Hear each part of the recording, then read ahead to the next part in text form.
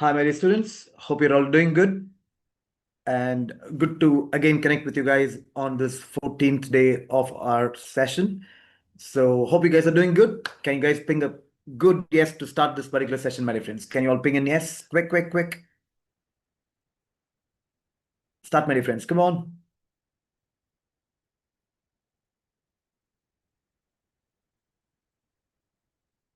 Good evening, Suprabhat. Yep. Yeah, let's bring in positivity, my dear friends. Can you all start with the yes, everybody? Please, everybody, maximum. I want you to start with the yes. Good evening to, yeah, Oppo. CPS 2527. Yes.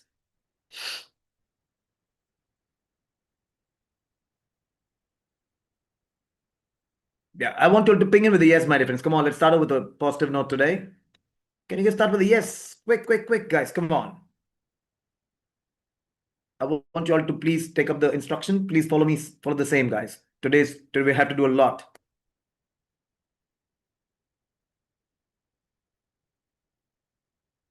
Guys, come on, be positive. Let's start with the pinging yes, my friends. Come on. We have so many of you guys joined in. Can you guys able to hear me up?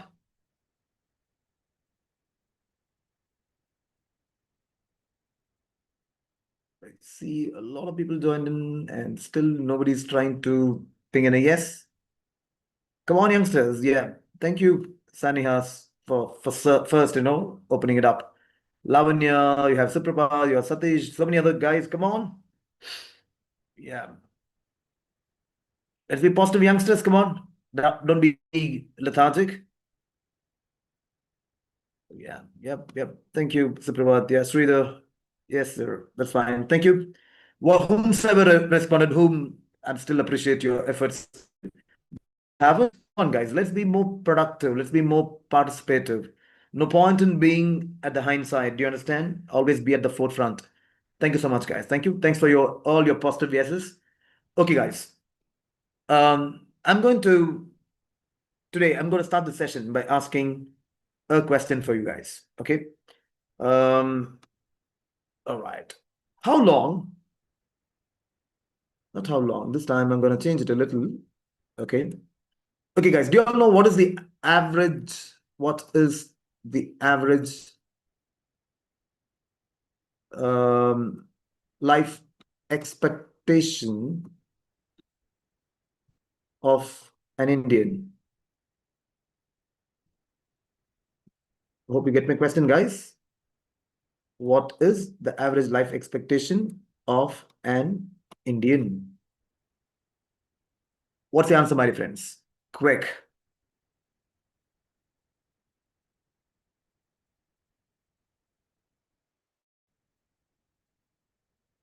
In other words, what's the average age an Indian lives, my dear friends? An Indian now, okay, at this point of time. Sanya quickly says 70 to 75 years as such. Okay. How about others?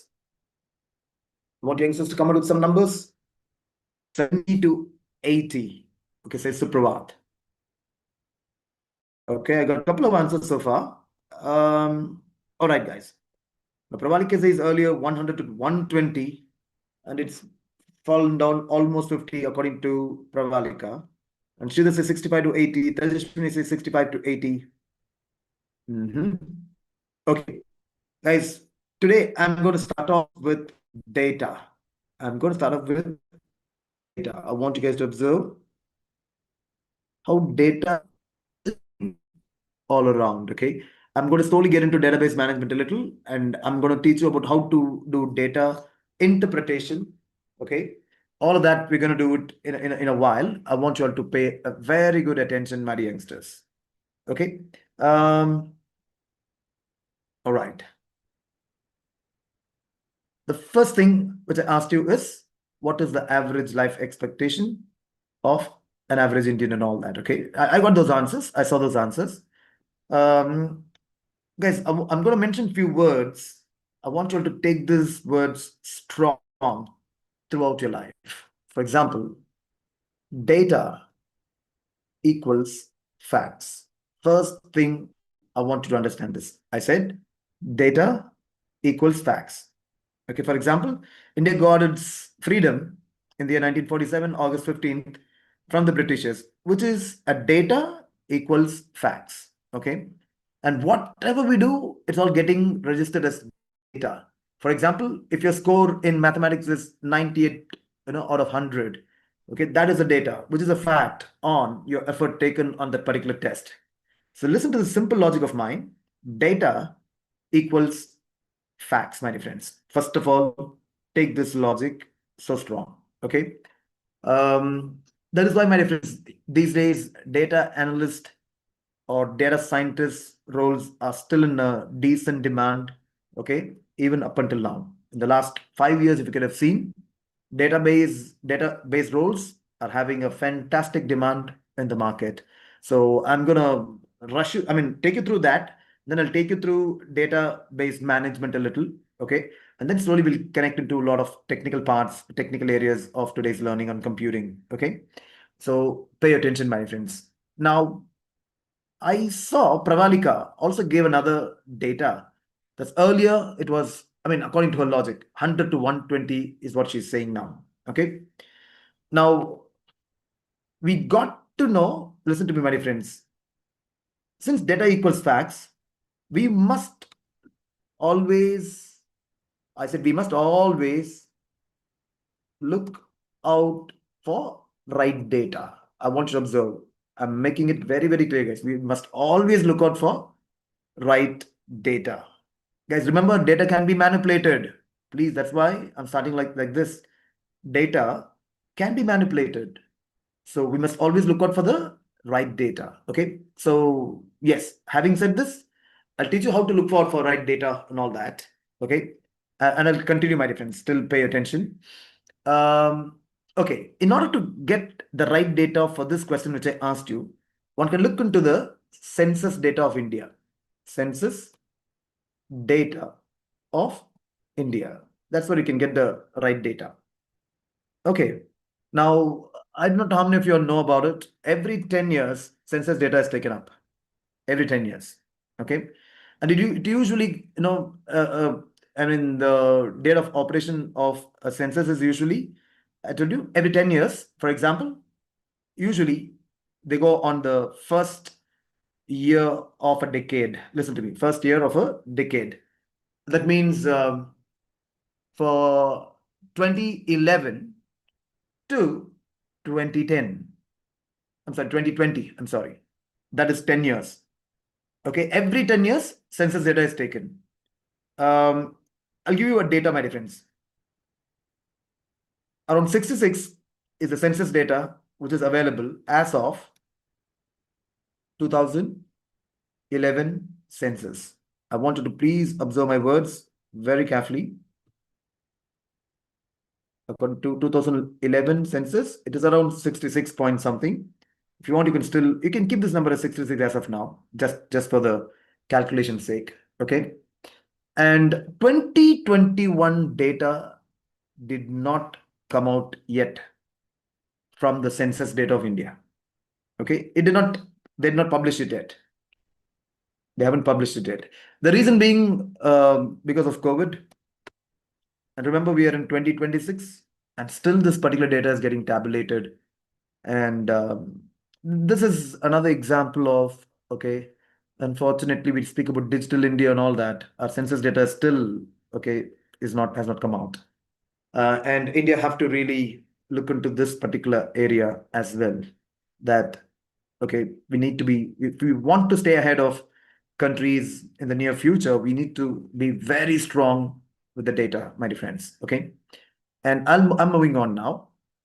So I have a question again. If 2021 data comes out, keeping in mind COVID and many other things which has happened over the period of time, okay, that means 2020, 2011 to 2020 data, that is what will be published by 2021. Okay, my question is, if on 2021 the data is published, okay, I told you by 2011 it was 66 is the average.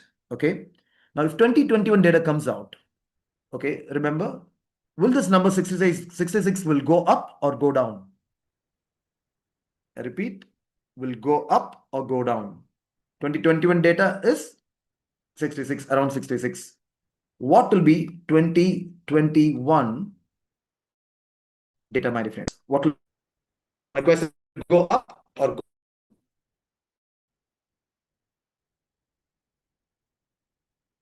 At this point in time, I'm trying to make you all to be data sensitive first, okay? Yes, Insis, can I get an answer? Will it go up or go down?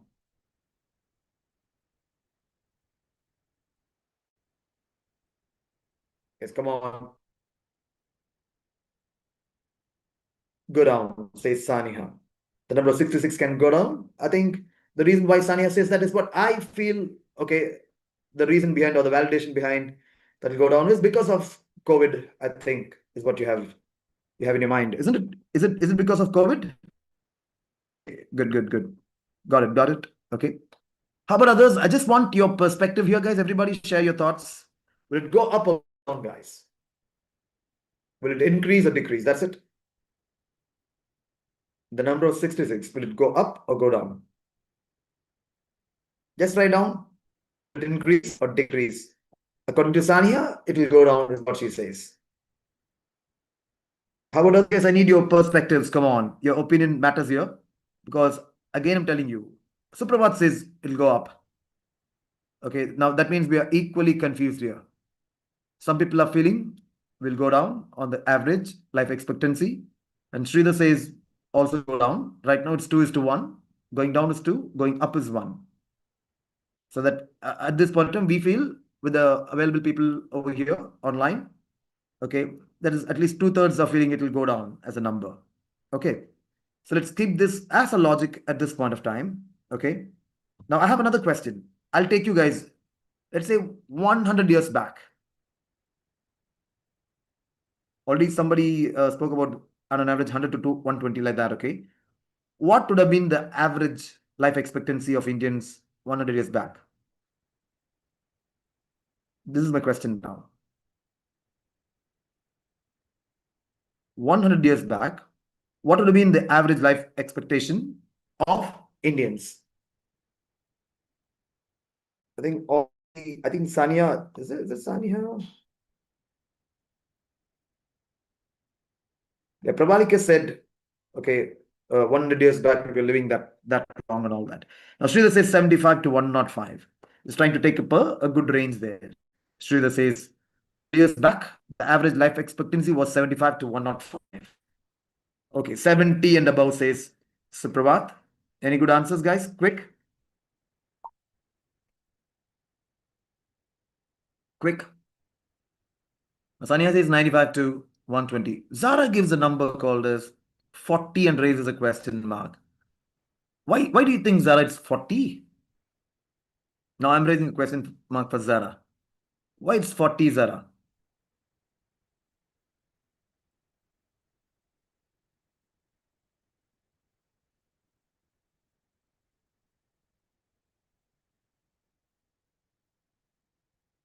Zara, what made you to answer it's 40?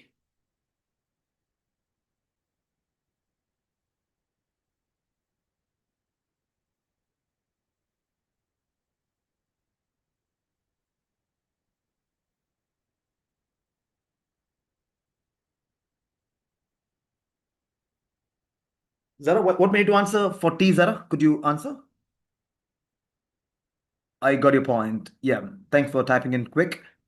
Okay, there wasn't much of medical assistance back in those days. I'll agree with you. Okay, your point is a logical point there. Now, I want you guys to observe. I'll give you the census data of 1921. Okay, it was around 25. It was around 25 years. Look at the number, guys. How you perceived this data. Look at the reality of life. The real life is this. Okay, the reality of life is this. On an average, Indians lived around 25 years back in 1920s. approximately 100 years backwards. Okay. Imagine we all thought majority of you guys 70 plus and all that. Some people went even 105, 120 and all that. Okay. That is, understand that's at least 3x more of almost 4x and all that. Okay. Now, youngsters, this is not a joke. This is where I want you guys to be so data sensitive. Okay. Now, don't be, like superficially or on the outskirts, you give some answer. Think, okay, logically and try to see it. Zara's way of thinking, stating that, okay, guys, 100 years back, I'm just connected with Zara. Okay. Indians were treated as slaves. We were not given any importance. I'm serious about this. Okay. We were struggling under foreign dominations, especially under British. Okay, they were least bothered about our welfare. I'm telling you honestly, guys, they were most bothered about or interested about our resources, least bothered about Indians, my dear friends. Fellow Indians, they treat, okay, as worst as possible. Guys, I was a member of Cosmopolitan Club in Chennai. Okay, I happened to visit the storeroom once. Okay, they had the audacity to have a board, not a name board, a board in which it's written, guys, as you could have seen in some, in some other videos and all that from other things. I've seen this in real time.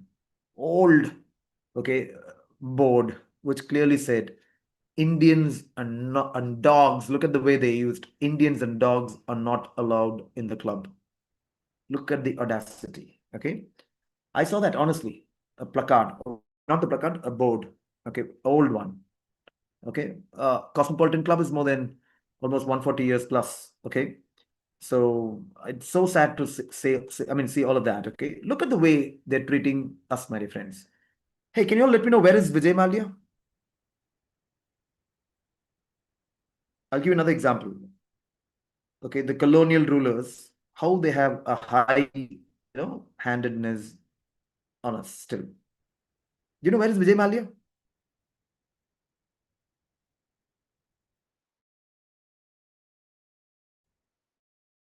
Where is he now?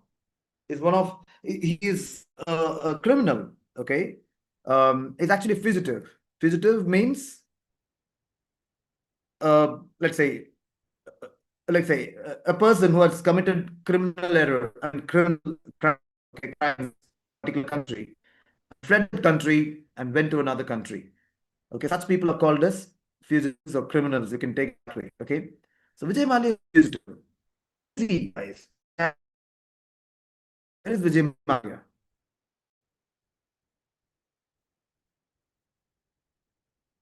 Any answer, guys? He's in UK, as Sridhar says. Now, listen, my dear friends. He's a wanted criminal in India. Okay, he has cheated bank. Okay, has not paid back whatever loans he has taken for Kingfisher, all of that. Around. I'm saying minimum 8,000 plus crores, my dear friends. Okay, minimum 8,000 plus crores. Okay, and he claimed in a particular, let's say, YouTuber that he had paid back. If he could have paid back, why do you think banks are taking actions on him? All the banks are interested is to get their loans recovered. Okay, and this gentleman, okay, hasn't paid back, was simply giving, okay, let's say words, hollow words, I call it as, trying to avoid any punitive action against him a little, is what I feel. Okay, so anyways, the reason why I picked up Vijay Mallya, okay, Indian authorities have taken steps to extradite, okay, Vijay Mallya back to India. And British, okay, let's say British administrators, they've said no to us. They said no. Okay, no, we can't extradite Vijay Mallya. Okay, and they gave a silly answer. I'd call it a silly because, okay, he is a UK citizen now. He is a UK citizen, and as per rule, he can't be extradited for any inquiries outside UK. Now, how did this guy all of a sudden became a UK citizen? How? Any idea, guys? All I'm asking still you to do is reason out so well, my dear friends. Reason out because reasoning is very important for data. How we became all of a sudden a UK citizen, my dear friends? Do you have any idea? Look at how people, okay, play. He's an UK citizen, okay? I'm sorry, he's a UK citizen. Why? How? No. He, listen to me. Away from India, okay? On the context, listen to me. He will, and he had an X amount of money, huge amount of money in the UK, and because of that, government of UK had offered him a citizenship. And yes, he holds quite a few businesses there in the UK, and that's the only reason he's still there. Okay, and he became a UK citizen. Now he's a dual citizen, to be honest. Okay, so so sad. When he ran away from India, he was an MP. So sad. Okay, an MP leaving a country without giving any information, and I don't know what authorities were doing and all that. Okay, another fact, I don't know, to many of you know this, why, okay, people can't take much of an action against, all the banks could not take much of an action against Vijay Mallya is that, my dear friends, he has bribed top banking officials. In fact, you may not know this. I'll tell you honestly, my dear friends, he's part of this huge or the world's number.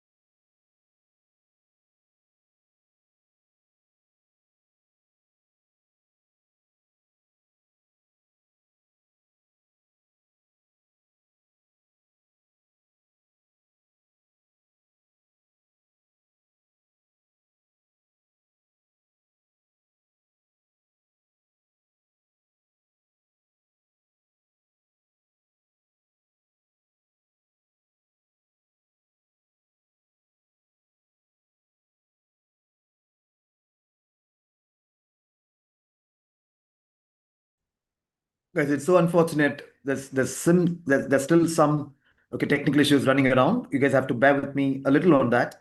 Extremely sorry about that. Okay, my sincere apologies on that. Let's continue, my youngsters. I was asking you about few questions about Vijay Mallya. Okay, this is all data centric ones which I'm asking you all.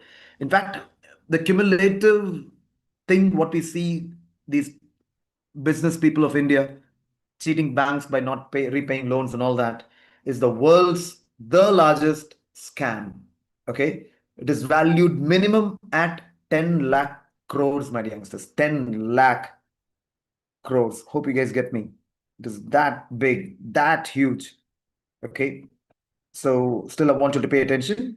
Okay, okay, look at that. They say India is a poor country, but the kind of scams happening in a country is tremendous and huge. I mean, I would say some of the top-notch scandals or scams happening in a country happened as well. Okay, for example, let's say 4G scam, sorry, 2G scam, 1,76,000 plus crores. Look at the numbers we're talking about, my friends. And you talk about Colgate scam, coal. Okay, that's around 2 lakh plus crores. Okay, unbelievable numbers these are. Okay, if you stack, my friends, if you stack all the scams happened in our country since independence, divided by our population, let's say 1.4 billion, each one of us can get at least 3 to 4,000 rupees in hand. Okay, that's the kind of scam happened in our country, youngsters. Okay, now I still want you to pay attention. I did raise you about a few questions earlier to give you another fact. This is all about, look, I'm connecting with the data. I'm giving another fact. Okay, Britishers alone looted at least 44 trillion, okay, dollars worth of valuables from India in the last 200 years of their, okay, domination over India. Okay, $44 trillion, my dear friends, minimum. Okay, and if you talk about the top economy of the world right now, US, their economy size is around 29 trillion. Okay, when you talk about China, the second largest, okay, largest economy, they're around 18 to 19 trillion dollars minimum, my dear friends. Okay. Yeah. And the third largest one, okay, is Germany at this point of time. And it's around, youngsters, I would say close to 5 trillion. 4.9 something is what I heard last, but still I'm rounding off to the real number. Okay. Followed closely by India. India is ranked number 4. Okay. And we were somewhere around 4.53 trillion. Okay. Look at the numbers. Okay. Now check out this and look how much we lost to the UK back in those colonial days. $44 trillion. For one moment, listen to this, my friends. People always say India is a developing country. But look at this number, $44 trillion went out of our land. Okay. If you think, my friends, Britishers left us infrastructure like roadways, railways, seaways, and all that. Okay. More than for us, it is for them what they developed, and they extracted Indian resources and they took it to the nearest, listen to me, railway station. From there, a goods, okay, train will start and take it to the nearest seaport. You understand, harbor. And from there, they'll take, okay, all the resources to their country. I can tell you one more thing, guys, based on this particular information. The backbone of UK's economy was India's loot during colonial period. I'm serious about this. I'm not joking. If you want, you can double check the information what I've given you right now. Okay. The backbone of UK's economy was India's loot. That's a reality. Okay. Just imagine what if we get back this 44 trillion back from the UK for the sake of it, I'm saying. You can't call India as a developing country anymore. We can be the developed country at all. Okay. So, anyways, we are still ranked number 4 with respect to our economy size, and we will catch up sooner, my dear friends. That's my word. Anyways, when and all that, we'll see later. So, I'm going to get back, okay, of the British question that I asked you 100 years back. We were like, on an average, we lived around 25. Why? This is where our validation should come into picture. I want you to pay attention. The reason, guys, slowly you can connect whatever I'm teaching with quite a few things. Okay. Especially critical thinking. This is something which we don't do much. Okay. Um, if you so if you think so analytically and you go think so deep, that's exactly okay, is critical thinking and all that little. So, my dear youngsters, look at all these numbers. Okay, I'm still playing with the data. I'm just giving you all rich data. Okay, I do not know if I say this, how many of you can take it in a good way. Okay, now it's called as India after independence and all that. This part of the land that we call as India, we were the wealthiest for several centuries. I said we were the wealthiest for several centuries. Okay. For example, 1000 years backwards, what we call it as India right now, we were controlling and contributed to the world economy close to 23%, my dear friends, of the total world economy. Out of 100%, this part of the land alone contributed 23% of world economy. Literally almost 1/4. Okay. This I'm giving to 1000 years backwards.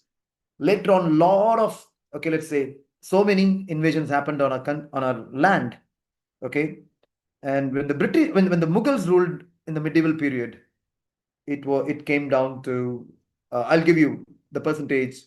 Okay, it came down to around 17%. I want you to observe. Came down to around 17% when the British ruled us. I'm sorry, when the Mughals ruled us. Successively, Britishers fought and took it over control of India. It was around 17%. I want you to observe. It was around 17% again with the British. Okay. When the British left us by 1947, I want you to observe this number, guys. By 1947, the total contribution of India's economy towards the world economy was around 1%. Look at the loot, my dear friends. Look how much we were extracted out of us and all that. Okay. Now, listen, back then, per capita income, the kind of diseases what we had, okay, we were struggling on the economy front. Remember, we were contributing 17%, 23% earlier and all that. Okay, it came down to hardly 1%. Okay, that was a very bad thing, my dear friends. Somehow we fought. Good that we have chased these Europeans away from our land. Okay, only then we slowly and steadily we started to grow big time and all that. Okay, anyways, keep this in mind, my dear friends. I'll share one more thing. Okay, imagine how much would have been the economy back then, per capita income of people. It is so low back then. Okay.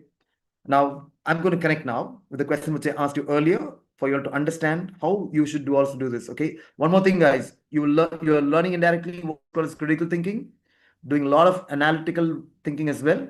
Plus, you'll also understand what is called as storytelling. Guys, this is also matters. Modern day skills, storytelling has a good say in the market. If you guys can able to say something, okay, relating with a lot of data with some stories together, your okay, let's say presentation can be given a greater weightage and talk on facts, not on fantasies, my dear friends. I'm very clear about this. All these numbers I've portrayed right now are all that good data, my dear friends. Okay. Now listen to me, my dear friends. 1921, the number I gave it to you is around 25. Okay. And your numbers is so huge. Now I'll tell you, my dear friends. Have you ever heard about infant mortality rate? Infant, I'll give you both infant and child mortality rate. Okay. Can you guys answer to this one, my dear friends? If you can understand what is that? Means death rate of infants and children. You guys tell me, guys, is it highest now or earlier, my dear friends? Is it highest now or earlier? I want a quick answer.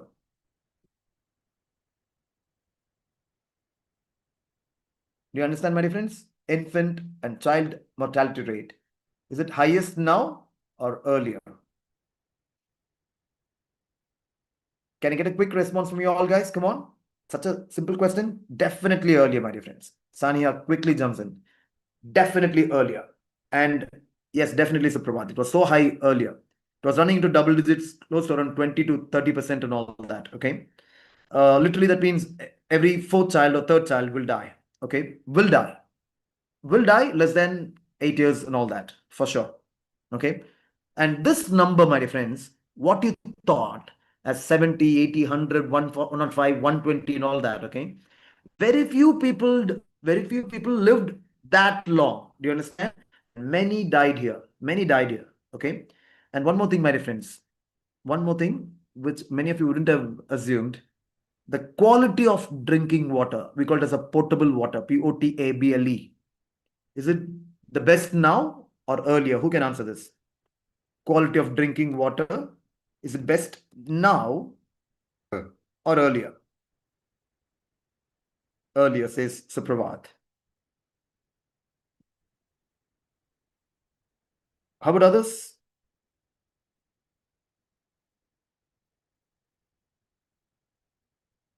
I said potable water. That's called as the drinking water. Okay. When one of you guys responded, the reality is again, my friends, we are emotionally driven, is what I feel.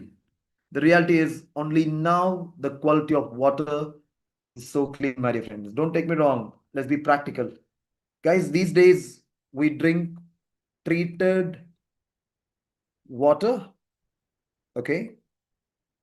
Treated water with no pathogens in it. Literally 90.7%. They kill off all the germs and all that. 100, I mean, they treat water. It's all piped. Okay. So contamination can be reduced to a greater level. Imagine 100 years backwards, all open water system.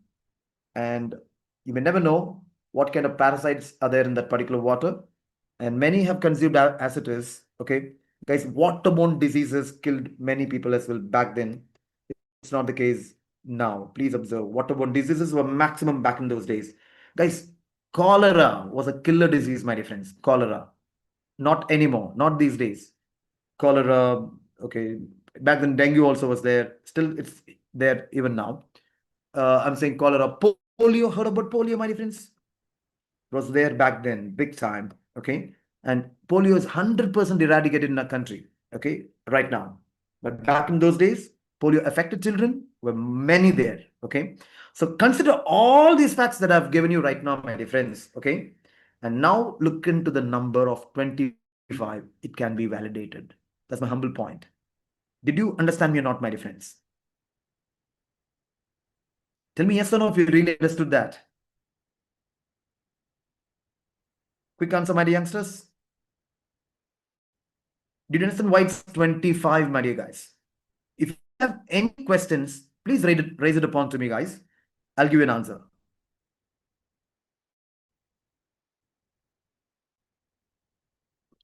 If you're unhappy about it, please express that. Tell me what is your point. Let me address to that particular point. Remember, the least percentage of people lived longer. We've taken that as an average, which is wrong. Do you understand? That if you lived high or higher and all that, okay, or highest, we can't take that as an average. We should take care about the death rate, mortality rates, everything put together and should find an average. If you do that, the average was around 25 years, my dear friends. That's the reality. I'm not giving a round number, I'm giving an exact number there. Around 25.3 or something like that. Okay. So please observe, my dear youngsters. This is how I want you all to observe. Okay. So data can be manipulated. Okay. I'll give an example right now. I want you to observe. Okay. Um, so youngsters, which is the king of the jungle? Which animal we call it as king of the jungle?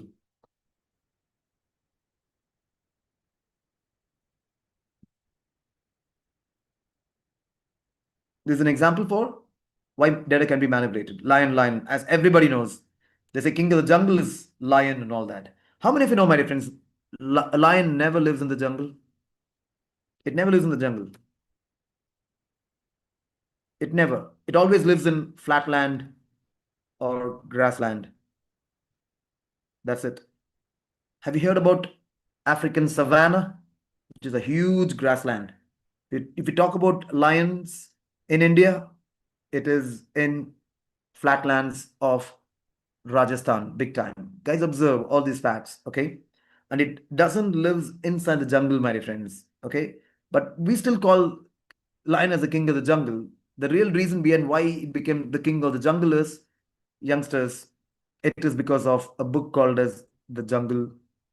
What's the book name? You tell me. You could have seen that as a movie as well. What's the book or the movie name, guys? Initially, it was a book which became so popular and created that particular impression that lion is the king of the jungle. Yes, the Jungle Book, as Saniha says and Zara says and all that. Okay, that particular book popularized. Okay, that lion is the king of the jungle. In many of the countries, lions did not even exist, but still people have to take it up that way. Okay. Now, do you know who's a Tarzan? Who's Tarzan? I'm giving examples how data can be manipulated in simple terms. Okay. And where did he live? You tell me, guys, where did he live? Let's say in which continent, at least.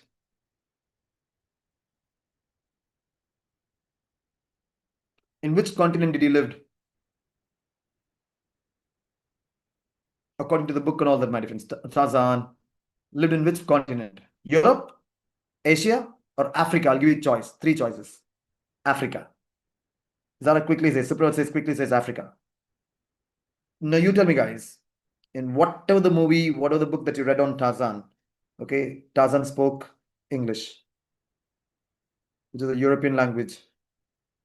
Okay, he spoke English.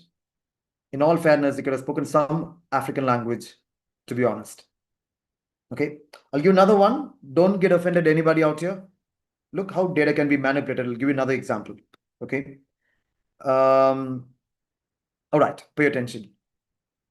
I guess with no intention to harm any religion out here, I'm giving a warning here. Okay, Jesus Christ. If I may ask you guys, what are the physical characteristics of Jesus Christ? Okay, everybody literally will agree. Okay, Jesus Christ looked let's say, did he look dark or fair? You tell me, guys. Did he look dark or fair? According to whatever the scripture, whatever the available data that we have, did he look dark or fair? Can you guys answer this?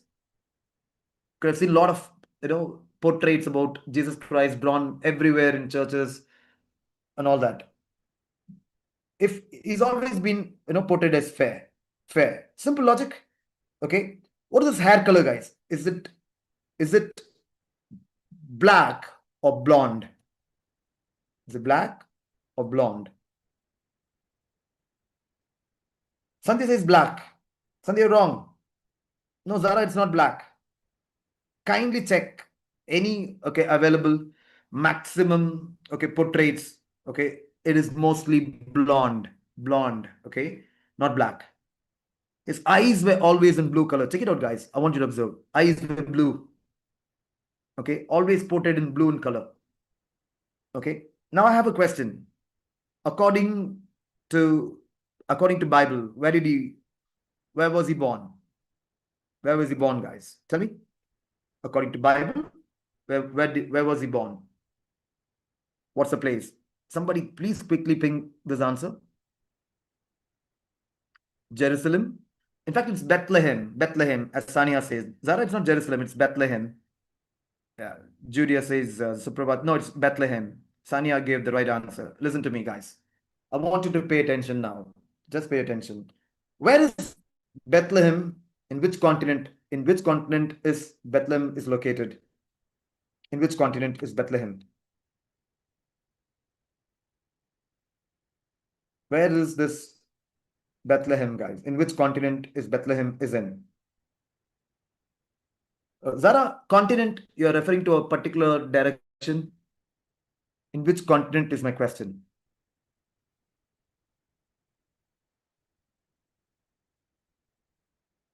In which continent, by the way? Asia. Thanks, Supravat. Immediately I got an answer called as Asia. Okay, that is the reality, my friends. Now, think about all the physical characteristics that we discussed upon Jesus Christ. It is all European characteristics. Take my word. It's all European characteristics. Check it out, my friends. Okay, European characteristics. I want you to pay attention. Again, I'm telling you, I have no intention to harm any religion out here. I want to understand how data is manipulated, okay, and portrayed, okay, let's say, God, according to Christianity, okay, is manipulated in terms of looks, all of that, okay, with respect to European characteristics, because majority of the European countries, okay, Christianity, and they started to see Jesus in their own skin, in their own way, and all that, okay, and they literally changed, okay, the looks of Jesus. If you ask me, guys, if you talk about Asian characteristics, I want you to look into it. Okay, people who are in the Middle East, black color hair, number one, they have black colored hair. I want you to observe. Wheatish skin. Do you understand? Wheatish. I'm not even saying dark. Wheatish. Okay, like wheat. You know how the wheat is colored that way. Okay, eyes are brownish. These are typical. Look at typical Asian characteristics, my friends. Look how data is getting manipulated, and still people we accept, we move on. So sad, isn't it? Okay. So similarly, don't take me wrong, guys. Lord Krishna, with no offense to again Hinduism, okay, I'm a practicing Hindu as well, okay. Lord Krishna is painted blue these days. Actually, is black. According to you, check it out. According to Maharata, he is actually black. Tell me yes or no. If you really understand, please ping yes or no. Guys, this is called as racism, my dear friends. Is there racism in religion? I'll say the answer is yes. I've given you already. Listen to me. Okay. Anyways, look at the way that we have analyzed all this data and all that. Okay. Now, I'm moving on, my dear friends. Listen up. I've given enough examples how data can be looked into it. With data, how we can arrive to conclusions is what I'm going to teach you last. We call it as DDD, data-driven decisions. All I've done, all my conclusions are based on data which equals facts. Remember, I said data driven decisions, nothing out of fantasy. Please understand. And now I want you to remember this word, triple D, data driven decisions. Okay. Now, whatever I spoke to be 1000 years back, okay, we were contributing 23% to the world economy. Many of you did not ask me how's there and all that. Okay. Listen to me, my friends. The entire spice trade and silk trade, we had a control. We had a control over. So logistics through that, okay, people have to pay a good amount of tax because we were controlling these two big trade routes, okay, and we were also good in spice and all that. We were so well off, okay, maritime. Let's say I said maritime trading and all that. We were super strong, my guys, okay, back then, and eventually we become so strong. We become so wealthy. Guys, listen, how our wealth is being plundered by various, okay, let's say foreign invasions over us. Okay. For example, the world's costliest graveyard is Taj Mahal, guys. Please understand me. The world's costliest grave is Taj Mahal. And imagine the kind of taxes what Mughals had on back in those days, the Indians were living, they were even taxing around 70 to 80% of whatever the income they generate. Okay, that's how it was so high. And Mughals lived a lavish life. Okay, and that's one of the reasons why they have declined. Okay, their decline as well. Okay, yes, imagine the world's costliest grave is so huge, spent so much of money into it, but not for people. Do you understand? That money was not spent for people. It was spent for their personal pleasures and all that. That's one of the reasons why Mughals came down a little, my dear friends. Okay, just want to let you know. Now, now, as I'm moving on, my dear friends, can India become a superpower like how we were earlier? Can you guys tell me yes or no? Can India become a superpower? In the sense, in terms of superior in economy and all that. Can it become one? Yes or no? I want a quick reply. This should not be. Sridhar now says 50-50. Okay, Zara says yes. I know you'll have a mixed opinion there, my friends. Okay, and Saranya also feels yes, we can become a superpower. Okay. Um. Okay, guys, I want you to follow me so carefully at this point of time. Okay, India's average growth in terms of GDP on year, it is, my dear friends, around 6.7% per annum, year on year. We've been growing like that. Okay. In fact, last quarter, listen to me, the last quarter, there are 4 quarters in a year. The previous quarter that I'm talking about, India registered 8.4 percentage growth. Massive, guys. I'm telling you, this is a massive number. Okay. If, listen to me, guys, when you talk about China and America, guys, I'm telling you another fact. The current growth rate of Germany is less than 2%, around 1.8 or less than that. Okay, corrected value and all that. Okay. And nowhere near China, around 4%. Okay. America is growing anywhere around 2 to 3% year on year with their economy and all that. Okay. And now look at India, 6.7. This is the average I'm giving you for the last year. Okay. And if we continue to grow like this, if China and America growing at this level, if we are here, our trajectory is better than theirs. And if we continue to grow like that, okay, with quite a few reforms should be happening at the ground level, okay, we are bound to catch up with those two large economies.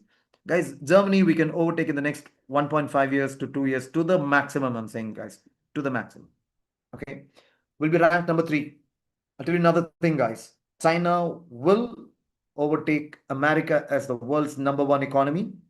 And my youngsters, this will happen in the next 15 to 17 years. For sure it'll happen. America will slowly go down.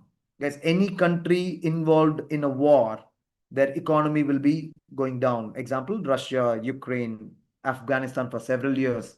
Pakistan's growth, what you see right now, I can tell you with my words, they're at least 15 years behind us. Okay. behind India. Look at their roads. If you happen to go browse through, guys, look at their development and look at India's development. Look at the vehicles, what kind of vehicles running in Pakistan. Check out with us. I don't think, my friends, don't take me wrong. We should not be competing against Pakistan at all. They're not a competitor for us. We are way ahead of them. Even in cricket, guys, we can have three different T20 11 people. We can have three teams: India A, India B, India C. All these three teams can beat Pakistan easily, my dear friends. Easily. Okay? I'm serious about this. I'm not joking, my dear friends. Look at, they're not close to us. What, are they competing us? I don't know. Even in cricket, they're not. Okay? They are worried. Look at the talent pool. Okay? Look at our talent pool. In a structured manner, like IPL, BCCI, all the tournaments, Ranji Trophy, and all that. Okay? We are so structured. Okay, and we are producing outstanding or effective players, churning out like anything. Look at the wicketkeeper strength of Indian cricket team. Check out the names, guys. Now Sanju Samson came back with a strong reckoning. Rishabh Pant is not even there in the reckoning. Jitesh Sharma, look at that. So many people are there waiting outside, my friends. KL Rahul can't find a place. Check out in T20 and all that. Please observe, my youngsters, okay? All these are facts that I want you all to realize, okay? Anyways, we should fight or compete against China, guys. I'm not even saying America. America is showing supremacy right now over other countries with geopolitics and all that, okay? I want you youngsters to closely observe China as a country. Guys, I'm telling you, they're way ahead of us for sure. And we need to learn few things out of China to really grow in a massive manner, my friends. That's my humble word. Now I'll give you guys, okay? Uh, well, can India become a superpower? My answer is yes. I'm being so positive because the numbers I've given to you are not imaginary numbers. These are real data that I've showcased to you guys, okay? And I'm also looking at, okay, per capita income as well. I can agree, my dear friends, per capita income right now is low, around 15 to 18,000 per month or something like that. Okay. Now I'm seeing a trend these days, my dear friends. Definitely, we are steadily growing with the income zones. Okay. And slowly, my dear friends, you are observing just like that. You look out, my dear friends. You wanted to work, have some laborer to work for your house. For example, an electrician or a mason who are like who are laborers. Okay. Nobody will come less than 1,000 rupees, my dear friends. Don't take me wrong. Nobody will come less than 1,000 rupees. Okay, for a day's work. Look at that. Okay, I'm seeing many areas. Okay, we are hitting upon like crore package and all that, which is unimaginable. It's a 20 years backwards. Can't be thinking about it. Okay, there are a few colleges which are claiming they definitely the answer is yes. Okay, they have 2.5 crores as a package and all that they received, all that. Okay, so please try to understand our per capita income will go up. Okay, I'm seeing definitely a lot of metros are happening in metropolitan cities. Okay, serious infrastructure development is happening. Okay, um, our gross enrollment ratio, GEP, gross enrollment ratio of education. Guys, education is a backbone for us, okay, for our economy. And this gross enrollment ratio means number of students joining from schools to undergraduation program, undergraduation to higher studies and all that is one of the most healthiest numbers we have, guys. Okay, I'm serious about all these facts. Okay, so still I want you to pay attention for this one, my friends. So if India can bring down strongly on corruption, we need to really bring down corruption levels. I'm serious about this word. I know it's such a negative thing, just working against us. And if we can work out on research and development, I'm saying R&D, research and development and infrastructure development, we need to really push so good. Okay, guys, we need to have bullet trains. Okay, we need to have so much of electric vehicles running, right from heavy vehicles to personal vehicles and all that. Okay, it should happen, and there should be an inclusive growth with all sectors should happen, especially okay, electronics, my friends. Sheikh Dawood, you don't know what's corruption? Okay, paying money for getting things done, all of that. Okay, I've already given a lot of data on corruption earlier, Sheikh. Listen to me, my dear friends. Infrastructure development.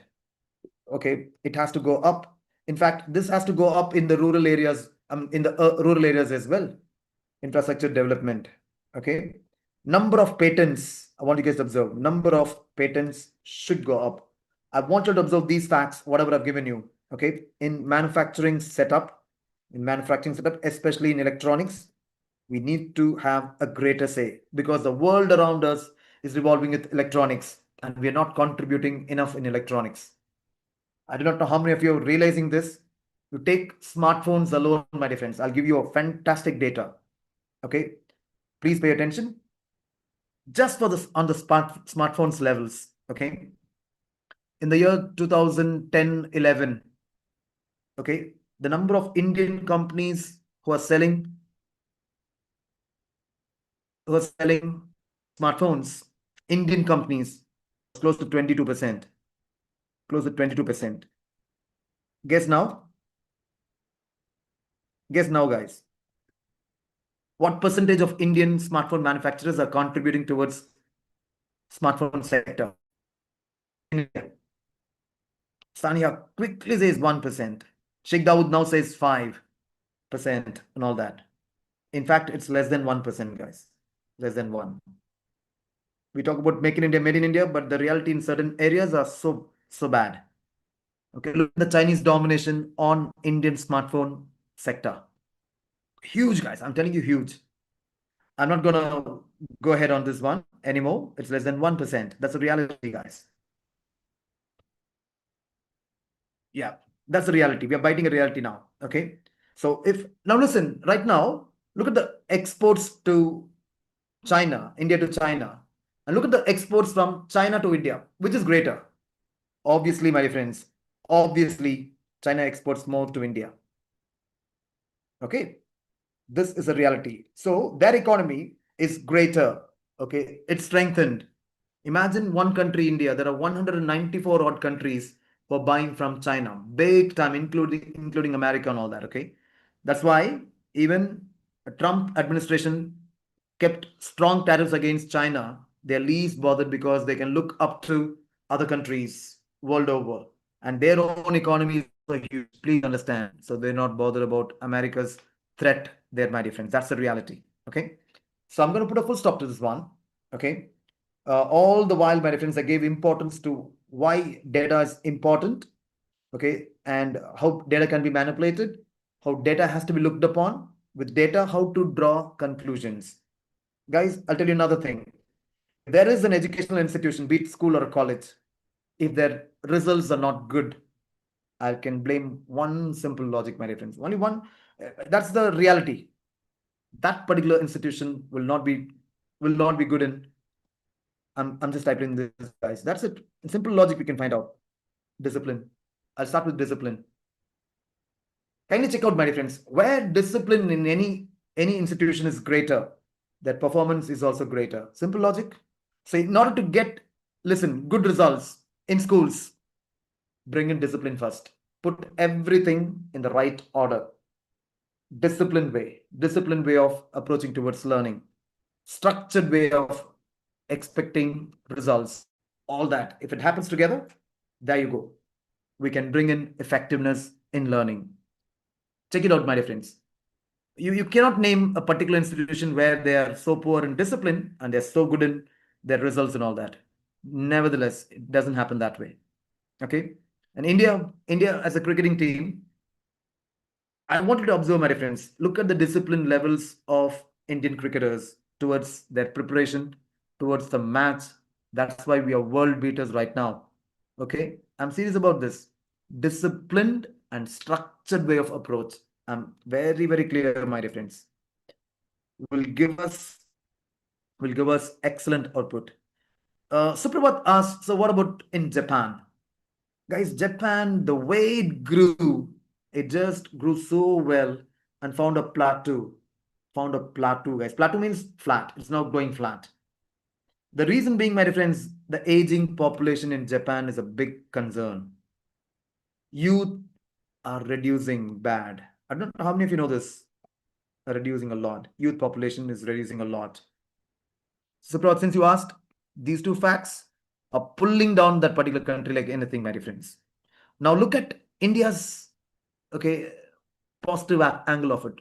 In Indian youth is big time in our country. Hey guys, 50 plus years living okay in Japan are unmarried. I mean, if you talk about unmarried, 50 plus people living anywhere in the world, highest is in Japan, my friends. So birth ratio went for a toss. Birth ratio went for a toss. Okay, people did not feel the importance to have a marriage as a structured way of life to lead in. They more, I mean, I'll tell you one more thing. No offense to anyone out here, guys, okay? Porn addiction led to that, my dear friends. Porn addiction. Seriously, these are facts that I'm bringing it on why Japan is not growing well. Okay, which led to guys, okay, gadget addicted. Look at that. Japanese are gadget addicted. Okay, these are, you can associate these two. Okay, hence, my dear friends, I'm saying hence they don't believe in the marriage structure, and they don't want to, when they can't get into marriage structure, they can't produce children rather. So look at that birth ratio. It's been declining bad, guys. It's been declining bad. Okay, and Japanese government's biggest problem right now is the declining ratio of birth ratio in their country, guys, which is a reality. These are the information that I have for you guys why Japan is not growing. And their input cost, my dear friends, is so high. Whatever they want to manufacture, their input cost is so high. Okay, input cost is so high. So they can't able to export to other countries as well. Okay, this is the reality that I've given you, my dear youngsters. Okay, I don't know how many of you know this, my dear friends. In India, many major apparel brands or luxurious brands like, let's say, Guess, Gucci, lot of Indian companies are manufacturing and sending it across to America. Lot of, okay, because the pricing is low here, the labor cost is low here. So that's why it's happening that way. Okay, but in Japan, already it's a developed economy and they have high pricing and all that for everything. So such thing is not feasible out there. They cannot bring in export orders and all that. Okay, it's getting on to much lower, okay, input cost country like China. China took it up, my dear friends. The way Japan grew earlier, China is growing like that. Okay, and listen here, population is a plus point for India and as well as Japan. Keep this in mind, my dear youngsters. I want you to keep this in mind. Okay, so with this, I'm gonna stop my information upon data, how to analyze data. I again repeat, my friends, come to conclusions based on facts, which is equal to data. Thereby, you will do wonders unlike others, my dear friends. Okay, so I'm moving on, my friends. Database management is what I'm gonna pick it up now, and I want you to pay attention. We call this DBMS in short.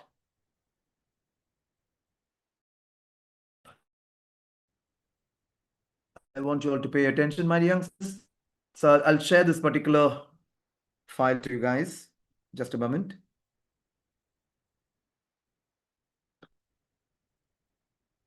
Quickly, we run through this particular file. I'm sharing it. Yeah. See, the basic concept of database management is, my friends, collecting all information stored in an organized manner and make sure that the end users can use it whenever it's required and keep the quality of the data as it is, not to manipulate. Okay. And no matter how many of our sources are utilizing it, they should not be able to change the values just like that. That particular leniency can be given only to very few, my dear friends, very few people at the top levels. Okay, so that data cannot be manipulated. I'm giving you the basic concepts of database as of now. Okay, and redundant data means when people duplicate the data, that becomes a redundant data. Like for example, in English, I've seen people using redundancy. For example, I'll give you an answer for what is redundancy. I've seen people when they give interviews, especially freshers, they say, I'm currently studying BE final year and all that. Currently studying both means now. This is called as redundancy error. So data, let's say duplication, is a redundant error. It has to be eliminated, my friends. Okay, guys, if you can talk sensibly on data, I'm telling you, many, let's say, leading companies, they really accept your levels of knowledge in data and all that. Okay, I'll move on to the next slide.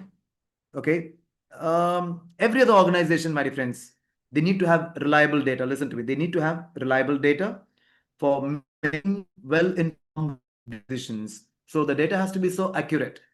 For example, guys, if some company, okay, let's say they want to analyze the data, if they give you a database for you to analyze, if you find any zero values, let's say rows at certain areas and all that, okay, which is not a good thing to do. You can't take that particular data for analysis as such. We need to sensitize the data here. Okay, people say you take average, mean, and all that. That you can do at the later stage, not at the initial stage. I want you to pay attention, my friends. How to deal with data?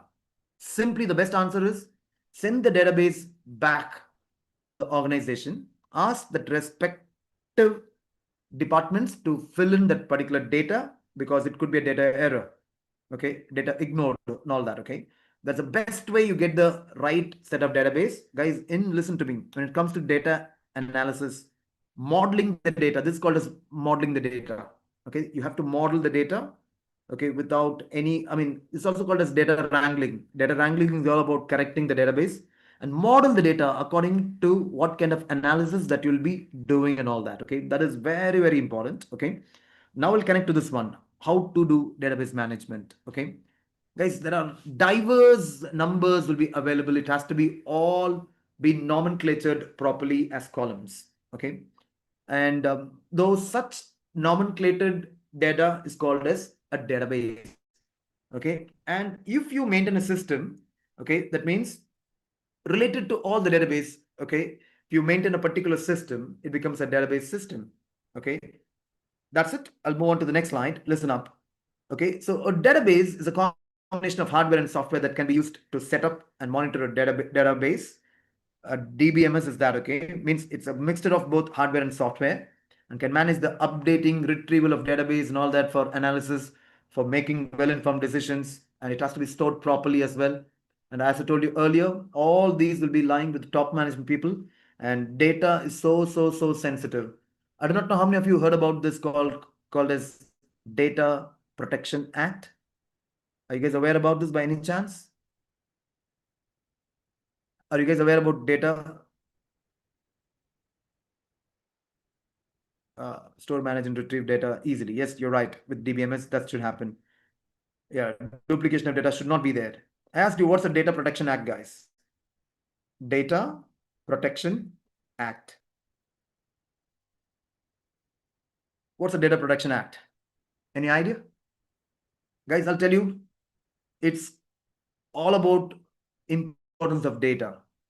I'll tell you, 1.5 years back, Infosys, yes, to prevent unauthorized access to data.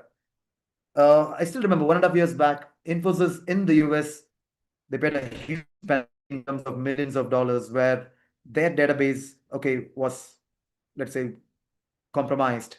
And few, listen to me, guys, few employees, I think 2 employees, I still remember, okay, they somehow copied the database from an organization. Somehow they did it and they sold it. Listen to me, a bank database with customers' passwords and all that. Sold it to, listen to me, guys, sold it to scamsters. And scamsters started to, okay, pull money from customers' account. It became a huge issue. And when the entire case was investigated, it led to Infosys. And when Infosys did their, okay, all their, investigation, it led to those 2 guys who copied that particular data. Okay, so access to data matters. That's why I said very few people at the top-notch levels can only okay, make any changes in the data. Not everybody and anybody at all. Okay, this is very, very important, guys. It's a law designed to protect the interest of people, big time. Okay, of individuals with the data, their personal data, and all that. It has to be, kept so safe. How many of you realize, my dear friends? I'm going to raise an issue here. How many of you realized? If I can say this, it may sound a little ridiculous, but then that's a fact. The information or the likes and dislikes of Indian youth, it's not with Indian government authorities, it is with American social media platforms. If you can understand me, ping yes. Yes or no? I said finest details about youth of India is with more with American social media companies than Indian government. Yes or no, my dear friends? Hope you understand me. Tell me yes or no. I repeat one last time, my friends. The kind of data about youth of India is more with American social media companies than with Indian government, my dear friends. Please understand the fact that I'm giving you right now.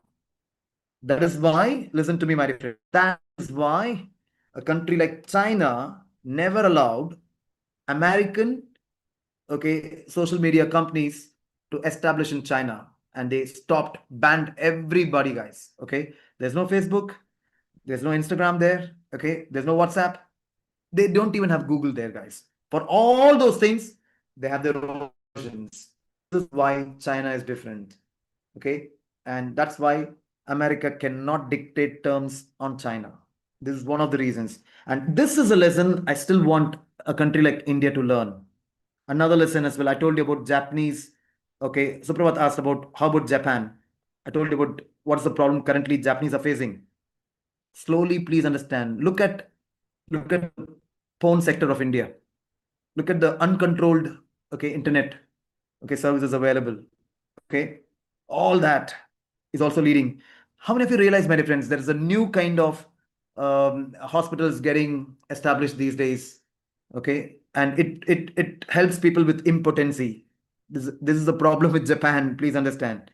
It helps people with impotency, what is it? Fertilizing? No, no, artificial fertilizing hospitals. Okay, you can see these kind of hospitals are coming big time in India, my dear friends. And the principal reason behind that is purely internet, the access to internet, all of that. Okay, remember after Geo 2016 or 17, it just opened up the whole of the world of internet at a lower cost, and people simply start to play with internet left, right, and center. Imagine the kind of videos that in India we consume as data. So huge, my dear friends. I'm saying so huge. I think that is the reason, my dear friends. I'll tell you one more thing. Superb with China, my dear friends. China, I think, let's say about 1 year back, not the previous September, I still remember. They came down with a strong rule in China. They also observed internet is really polluting a lot with youth and the people of China a little, and they came down strongly. Okay, for people who are studying, you can only access internet for 2 hours. That's all. Okay, 2 hours. That's it. And this one feature, I mean, this one particular rule changed. Okay, the perspectives of students. Really, they started to come regular to college first. They started to be more participative than being dull. Digital addicts, they'll be sitting numb, my dear friends. Okay, and they start to perform better slowly in examinations. They're more oriented towards what they want to become career wise and all that. Okay, that one change mattered a lot, my dear friends. I wish India learns out of this particular thing, takes up a little serious about how to handle internet sensitively. As you guys must be aware, Karnataka's government, few Telangana's government, even Tamil Nadu government, they're also planning to bring in a lot of restrictions on students using accessing internet and all that. It'll happen, my dear friends. Slowly it'll happen because it has got a negative approach. So slowly it has to happen. There's no other go. Okay. So yeah, yeah. I'll move on. Let's look into the database now. Move on to the next one. One moment, please. Yeah, please have a look. These are the objectives to establish a good database, my friends. Eliminate redundant data, integrate existing data files in a good manner, create relationships between databases, which can make us to analyze database well and all that, okay? Share data among all users. Data should be, my friends, okay, listen to this one, democratized. But the change in data can only be done at a higher level. That's it. Incorporate changes easily and quickly. Okay, if there's a factor in it. Simplify the use of data files. Yes, data files are being simplified these days with various formats and all that. Maintenance of data security. I told you about Data Security Act. Please remember all these facts. Lower the cost of storing and retrieving data.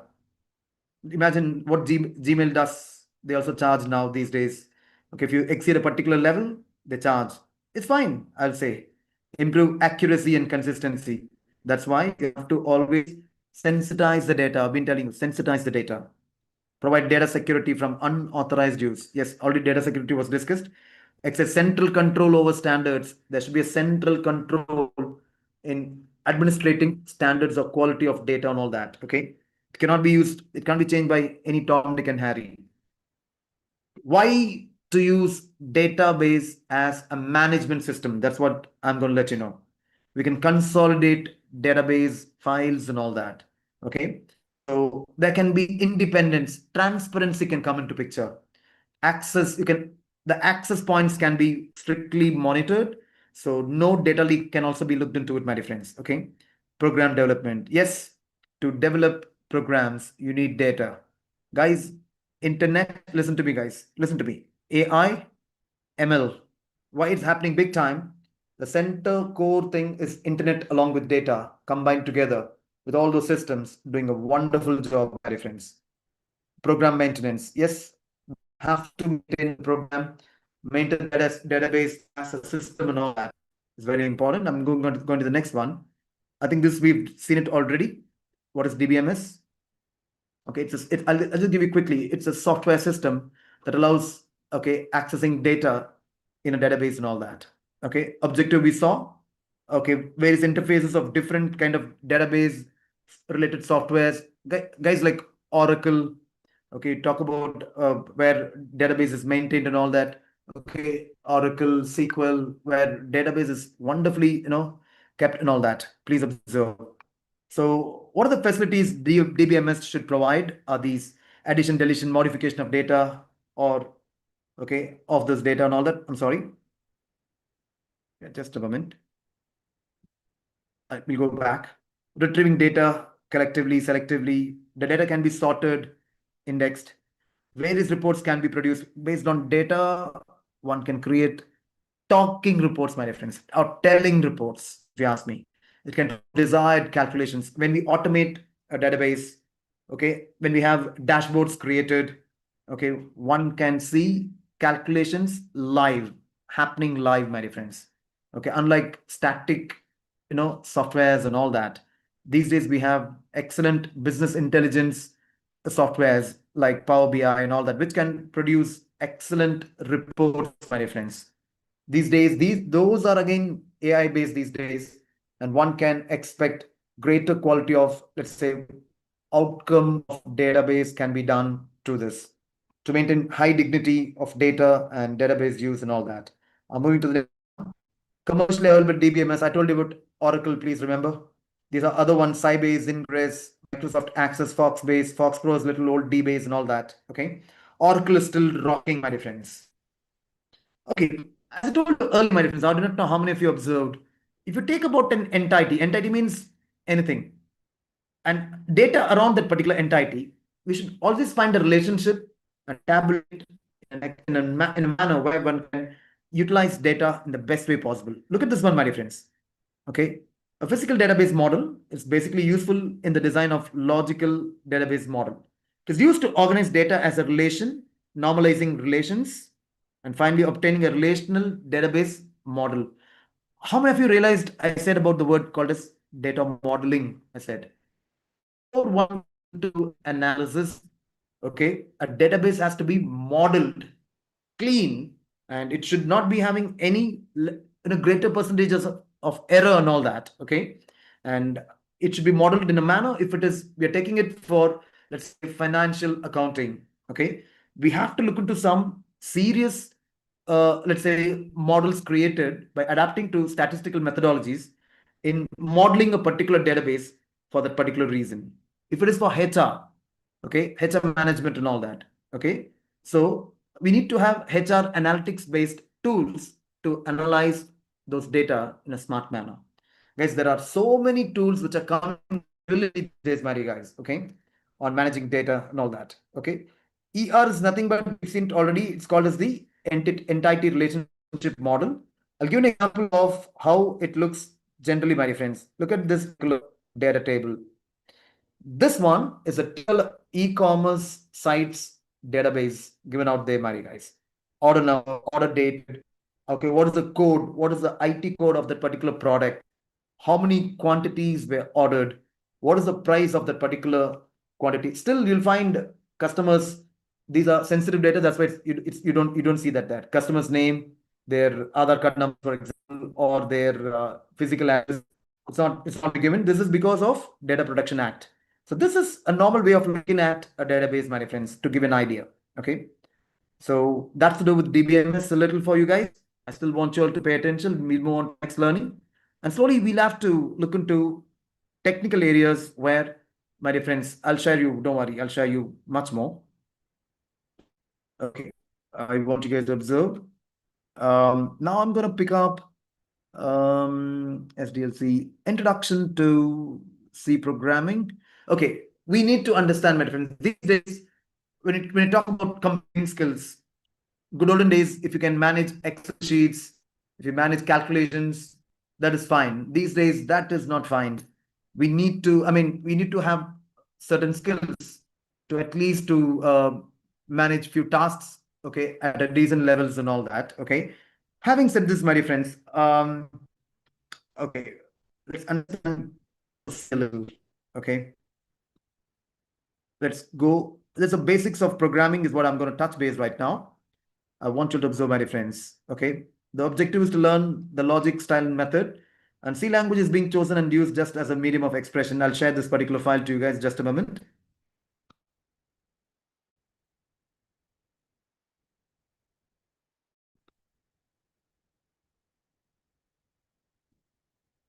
Yeah, just a moment, my guys. I'll share it in a quick manner. The basic programming language is C, so I'm just starting with that as of now. Yeah. Check out this, my friends. Okay. So let's go on. What does a computer work? It stores a program. A program is a coded form of an algorithm. I want you to observe. A program is a set of instructions for carrying out a specific task. Please observe. Programs are stored in secondary memory when created. Programs are in main memory during execution. Because these are the things which I want you to understand. How in a computer, programming takes place. Algorithm is nothing but set of instructions given to a system, my friends. Okay, guys, pay attention. You know what's a CPU? I don't want to waste the time on CPU.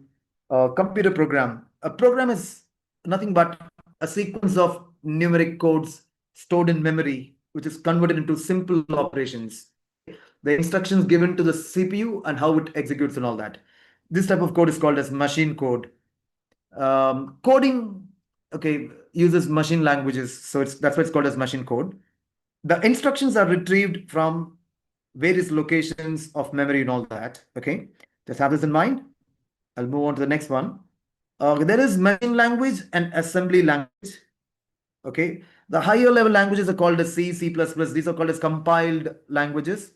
Okay, that's why we use compilers to do tasks in terms of programming and coding there, my friends. Okay, so Pascal, Fortran are good old ones. We still have C, C++, Java, Python, etc., my friends. Okay, those are machine code. Let's say high level languages where we can play with the machine language and all that. Okay, The basic ones are okay. You have basic, Microsoft Basic and all that.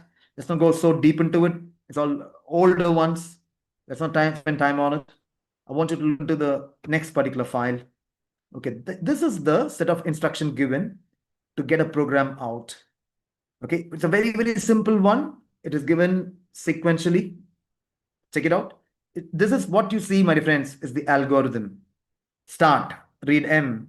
There's a particular data there. Read M, write M, load data on M, copy M1, M2, add M1, M2, M3, subtract M1, M2, M3. Look at various, okay, let's say operations, okay, in a program, compare M1, M2, M3. Guys, the last three that we've done right now, okay, there is add, subtract, compare. Okay, these are all the different operations. Okay, we use it. Jump to L, jump L. Okay, all of that. Okay, halt means to stop. Okay, now on the right hand side, what you see is how the program is written. What you saw right now on the left hand side is an algorithm. Okay, and on the right hand side, how the program will go on in sequential order. It goes 1, 2, 3, 4 like that. Okay, start, read 10, read 11, add 10, 11, 12, write 12, halt means to stop again. Okay, so that's a simple algorithm. Software are aware about what software is. And we saw this again. Move on. Operating system. Guys, the other day also, okay, I touched base a little on the operating system and all that. Okay. In terms of operating system, you talk about mobile, let's say, communication. Okay, there are companies which also uses their operating system there as well. Okay. How many of you know, my dear friends? This is a question that I have for you guys. Nokia also had, my dear guys, Nokia also had their own version of operating system. Do you all know what is the name of it? I repeat what I said. Nokia had their version of operating system. Okay. And unfortunate, they could not definitely go well in business because it was quite complicated for the end users. Called a Symbian. Heard of that? These operating systems you guys would have never, okay, come across at all. Okay, just want to give you an information. I'll move on, my dear friends. I want you to still pay attention. Let's move on. So, operating systems, multi-user to single user, okay, which makes the computer to use in an efficient manner, my dear friends. Okay, generally speaking, there are so many components inside a computer, so many operations running around. These operating systems, okay, they channelize operations. That's exactly what they do. Okay, so through coding, okay, such machine language are being communicated to computers, and so that efficient outputs can be derived. Let's look into a little bit more. DOS is good old operating system. Okay, Windows 95 is a single user multitasking operating system. We have various versions available now on Windows with the latest ones and all that. Unix is a multi-user operating system. Majorly, guys, in organizations, they use a lot of Unix. Individuals use Windows big time. Yes, of course, Windows also have organizations levels of implementing and all that. Okay. Linux is an open source, my dear friends, is a version of Unix, and it's open source. It's not a paid one. It is easily accessible and all that. Okay. I'll move on to the next one. Let's not go into networking. The other day I've done networking for you guys. Okay. Okay, let's go. Okay, have a look at this one. Fine, fine. I mean, what is the role of operating system earlier itself? So these ones are not necessary at this point of time because I'll be dealing in a while about how to do basic programming and all that. Built on tiny electronic switches, all that, or little on the hardware front. Okay. Okay, fine. Now I'm going to get into the next level of learning. Guys, this is enough on this one. Okay. And it's a huge one which I created a long time back. Okay. So yes, I'll move on to the next one because it's so deep, it goes into a lot of concepts. I'll quickly move on to the basics of programming, my friends. I want you to pay attention now. Yep, just a moment. I'll go into programming and coding. Guys, in simple idea, I'll give you what is programming and coding. Even those non-technical guys, if you guys can simply observe, okay, it will be so good. Guys, observe this. Basics of programming and coding is what I'm going to run you through, for which you have to understand one thing called as algorithm, which I told you already. It's a step-by-step manner of how to, okay, execute a particular, let's say, task and all that, okay? So look into this one, guys. Example problem, add two numbers. We go with starting an algorithm, start. Take two numbers, be any number, add them, display result, stop. You can also see this in a flow chart as well, okay? Can be shown as a flow chart as well. That is something very, very basic. I think everybody should know that, okay? So I'll move on to the next one, my dear friends, in terms of what's the difference between programming and coding. Now I have this question to anybody out here, okay? What is the difference between programming and coding? Who can answer this quick, my dear friends? I want you to type in on your, okay, chat box. Guys, what is the difference between programming and coding? Don't say it's all the same. Guys, there's a difference. You can know clearly what's the difference. Because this is a common question asked during an interview, guys. What is the difference between programming and coding? What's your answer, guys? Quick. Yeah, Rishabh quickly says coding is syntax programming with logic. Okay, it is with logic. I'll agree. How about programming, Rishabh?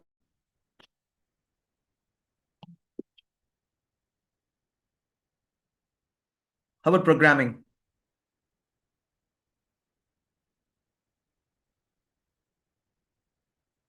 I asked you a question. What's the difference between programming and coding? I'll agree, Rishabh. Coding is syntax programming. So that means in simple logic, my dear friends, Rishabh says programming also is chips and IoT based. Oh, wait a minute. Okay. If you can understand this logic of yours, Rishabh, that coding is syntax programming, that means, okay, coding is a subset of programming. Is that my simple logic? Coding is a subset of programming. If you're a developer, okay, if you're a developer, you should be strong in programming. So coding is embedded inside, my friends. It's a subset of programming, is what I said. Okay, so that's why developers, coders, and programmers are still called as developers. Okay, now let's quickly look into the PowerPoint which I've shared. Okay, did I share this? Let me check. Sorry, guys, I'm sharing it right now. Okay, so I got stopped here, so I'll share that as well. All right, okay. See, programming, if you look at it, my friends, it is broader, whereas coding is a little narrow area. It's specific particular language translating logic into machine readable instructions. Okay, and I told you it's a subset of development, so it's coding is a subset of programming, whereas programming is a broader process, okay, which includes planning, designing an algorithm, testing, debugging to create complete functional software application, my friends. Okay, this is the reality of programming and compared with coding. Okay, so machine readable instructions are coders who will code and make machines to read those instructions and all that. That's a major difference. I'm moving on, my friends, to, okay, what is the flow chart? I told you about algorithm. You should also know, okay, flow chart as well. A flow chart shows steps used in a diagrammatic manner, my friends. The basic symbols are oval ones, which is to start and end. The oval ones. The rectangle ones is to process. Diamond ones is to take decision yes or no. And that's how it goes on. Add two numbers. You start, input A, comma B, and then you draw, okay, a arrow, and you add if you want to add more, and if you want to print, you can print, and you can end. That's it. Simple logic on flowchart. Okay, now let's look into this one, my friends. Basic programming, and I'm also looking into how to make you all to learn this one in a quick manner. Let's say we want to print hello in in a compiler. Okay, guys, all these tasks of programming and coding should be done in a compiler. So I'll give you an example if you still want, my friends. Let's go through this one. Python is the most simplified language as of now, my dear youngsters. Python. C is the basic one. Java, it's a bit complicated comparatively. Okay. So let's say we need to print hello. Okay. Since the easiest one is Python, okay, when you go, let's say when you go program in a compiler, all you have to do is print, open the bracket, the normal bracket, in quotes, write down hello. Let's say, forget about the word hello, because we want to print hello. And it should be whatever that we wanted to execute. It has to be in double quotes and always should be enclosed when in a bracket. Okay. And if you do that, automatically print, okay, hello in Python. That's very, very simple. Whereas if you talk about C, my dear friends, I want you to pay attention. You'll always have to start with a hashtag, include, and you have to bring the particular brackets, which was greater than or lesser than or greater than characters. Okay. stdio.h. How many of you know what is the expansion of stdio? Can you all answer this quick? What is stdio, my dear friends? Quick answer.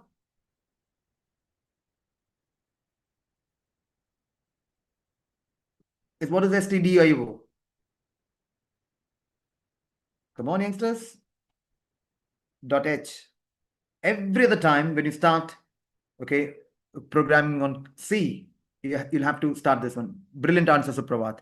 Standard input or output and header file. Thanks, Rishabh, for coming in sharp there.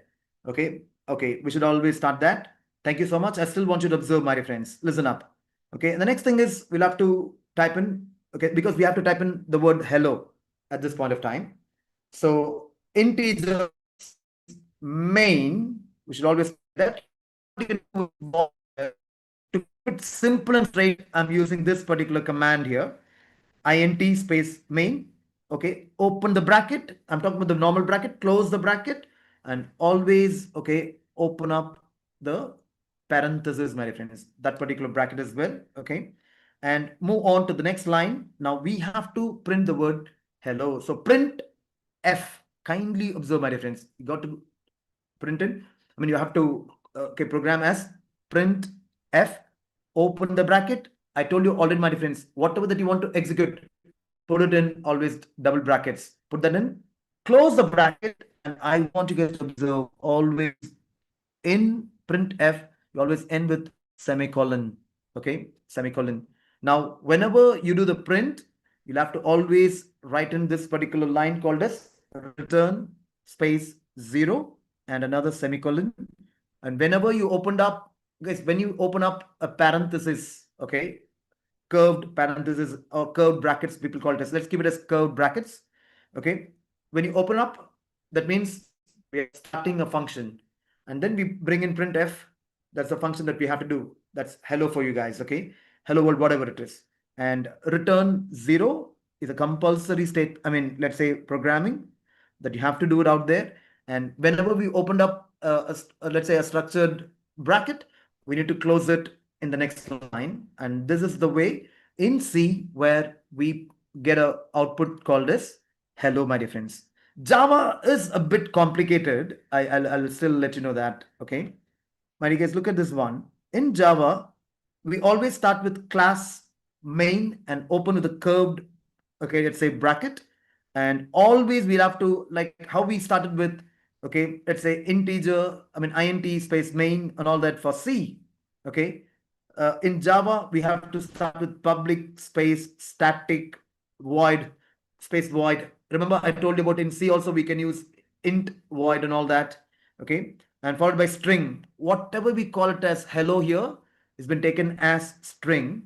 And close this particular, my friends, open, I mean, before string, we'll have to open up with a bracket, and please also end up with a bracket and args and open the function bracket, which I called as a curved bracket and all that. Okay. And now it will give you a system out. Listen to me. System out, print F again. Print, okay, and open the bracket, and in that write the string, whatever that we want to bring in, that is hello, and close the bracket as well. And again, whenever we open a curved bracket, my dear friends, it has to be closed. So close it that way, and that's the way you go about it with Java, my dear friends. I know for some of you guys it can be a little difficult if you're not technically a qualified person. So listen to this one, my dear friends. You have to close it with the bracket, and let's move on, my dear friends. Let's look into in real time. I'll show you, my dear friends, a basic programming. I want to show it to you in a compiler. Have a look at this one, my dear friends. Yeah. Yeah, this is what I want to give you as an example. Okay, this is on C. Can you guys see on the left hand side? This is Python programming on top. So you find R as a language here, R compiler. Okay, yeah, we have SQL editor there, and we have HTML, CSS editor there. Look at all these, look at Java here, on Java compiler there. And we have, slowly we get into, okay, this is Kotlin computer editor, online one. Slowly, these are C ones, okay, C, C++, okay, and C sharp. Okay, likewise, we have these compilers available for us to do our programming and all that. Okay, so once you write item wise, okay, I told you in C, we always start with this particular hashtag include stdio, I mean, open the bracket. I'm talking about the less than and greater than ones. Put stdio.h, and then you go on with whatever that we learned a little while ago, and bring it up this way and end up with the end, okay, curved brackets. And now you go run it, my dear friends. You run it, and you'll get an output hello out here. And here it's given clearly code execution is successful. If we make any error, for example, if I don't put in, let's say, item, my dear friends, if I don't put in, guys, can you all able to see this? You guys can't see, is it? One moment. Why you guys can't see? One moment. Just a moment. Can you guys can't see still? I'm showing you a compiler real time. Guys, if you can't see, can you just ping it to me, guys? You guys can't see, is it? Oh my God. Just a moment.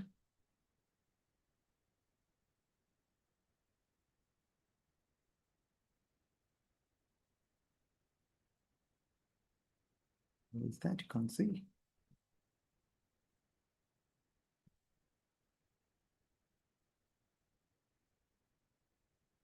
It says clearly I'm sharing the screen.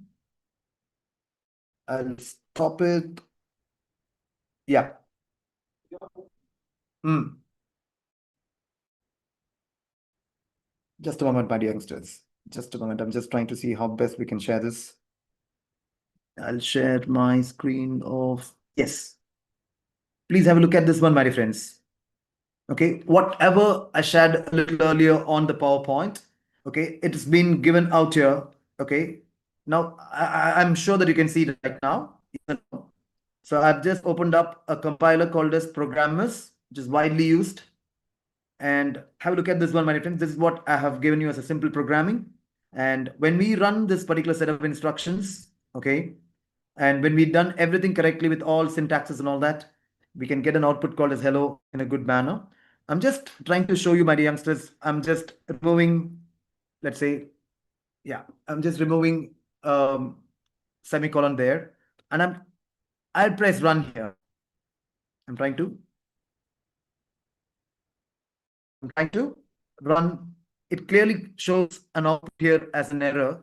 In fact, please observe, my youngsters, it also gives us a hint, okay? There's an error, okay, on return.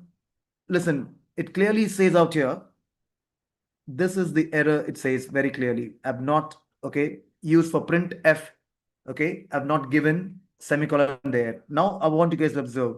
It also says highlights, okay, on return to 0, return space 0, okay, there's a semicolon there. So now we'll correct that. We'll bring in semicolon. Now we run it.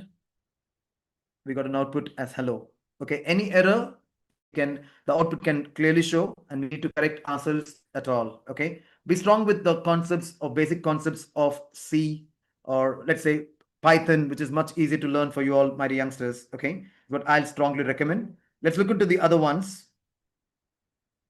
Okay, now listen, this time we give a condition for decision making, yes or no, and all that. Okay, for example, let's say check a number if it is positive. Let's do Python coding. Let's say we'll take an example of a number 5. So NUM equals 5. Guys, these are okay coding to you guys. I want you to observe. If number that's NUM is greater than 0 and there's a full colon there, okay, print, open the bracket. This is where we give us, okay, the function that we have to include here as positive number, close the bracket. Else, print, open the bracket, again in double quotes, negative number. Close it and run it. It will give you whether the number is positive or negative. Here, number 5 is a positive number. So obviously you get an output as positive. Simple logic, my dear friends. Okay. So this is used for conditions. We use if for a conditional clause here. If, else, and all that. Please observe. I want you all to look into the next one. Okay. Loops means it repeats, my dear friends. It repeats. For example, used, okay, let's say print numbers 1 to 5. That means it's a task. First, it should print 1 and then 2 as a loop. Do you understand? 3, 4, and 5. This time I'm taking up Python coding for I. That's an integer. Okay, for I in range, open the bracket. Please observe this time it's 1,6, close the bracket, and full colons there. I want you to observe, my youngsters. Okay, you guys must be wondering 1 to 5. Why are we taking in 1,6? Guys, it actually takes in 0 as a number as well. That's why it should be 1,6. So print I refers to while loop example. Okay, while loop example. I equals L, that is loop, while I is less than or listen to me, less than or equal to 5, and then a full colon. Now print I with brackets together, and I plus or equal to is 1. So accordingly, the loop will continue like that for 1, 2, 3, 4, and 5. This is called as loop, my dear youngsters. Hope you get it right. Okay, and again, this is addition. I mean, adding two numbers and all that. Just have a fair look, guys. Okay, this is again on Python. How to add two numbers and to get an output. Okay, add two numbers. A equals int, that's integer. Open the bracket. Input. Again, open the bracket. Now enter the value there, function there. Okay, enter first number, because whatever the number, let's say 5. And this time again, you have to bring in, okay, full colon and close it with the bracket next. Don't do the previous, I mean, don't go before that events.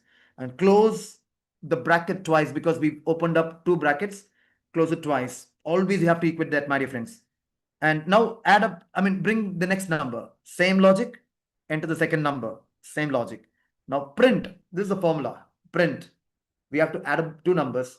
The formula is open the bracket, okay, open the bracket, and again under quotes, double quotes, sum, full colon, a plus b. Again, what we need to do as a function is sum up the number. So the bracket should go only with sum. Add up those two numbers and check if it's even or odd.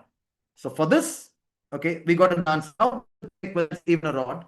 Now number is equal to, okay, int, open the bracket, input, enter the number. What is the number? Let's say 5, 6, whatever. Close the bracket twice because we used twice. If the number is divided by 2, double equals, we'll have to do it because we'll have to get it done that way.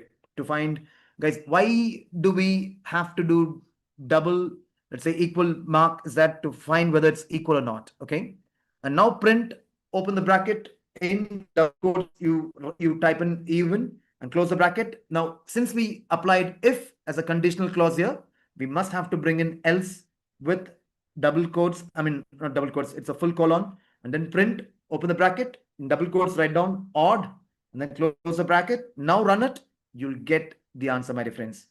I think these are the basics that you guys have to know in terms of programming. And let's say, my dear friends, these are coding, what we've done in the last few exams. So I hope you guys take it in the right manner. And coding is still one area which is rocking like anything, my dear youngsters. So I wish you guys can give a fair thought. If you want to really have a high paying job, look into coding as an option as well. I think with that, we'll come to the end of this particular session. Thank you so much for your time, my dear friends. Thanks for all your learning today, and have a nice day ahead, guys. Take care. Thank you, sir. So, dear participant, just one announcement. Tomorrow class will be there as per our regular time, 7 to. Thank you so much, guys. Take care.